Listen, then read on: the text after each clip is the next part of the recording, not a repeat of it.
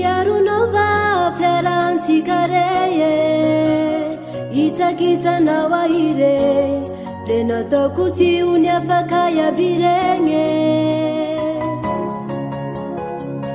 Panalambaraka tamasunulo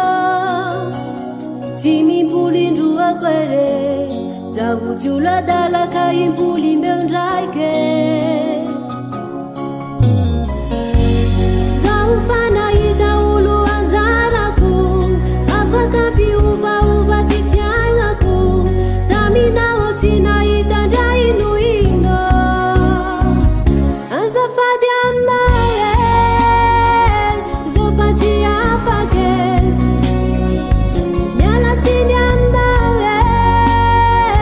Zofati afake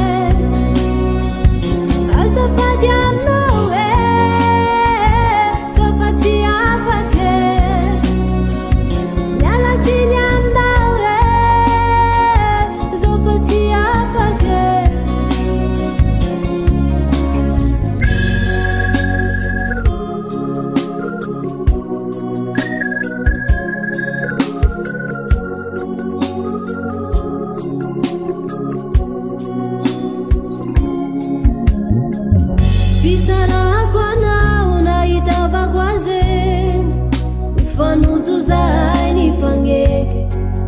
Togunu finu fia birenge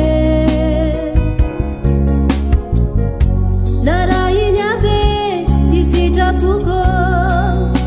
Umeani zirat yako Tambi tambi samini tafati bulange Bisara kwa na unaitaba kwaze Nifanu tuzai nifange Lena togunu finu fia birenge Narainya be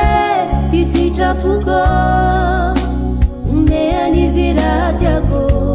Tambi tambi samini tafati bulange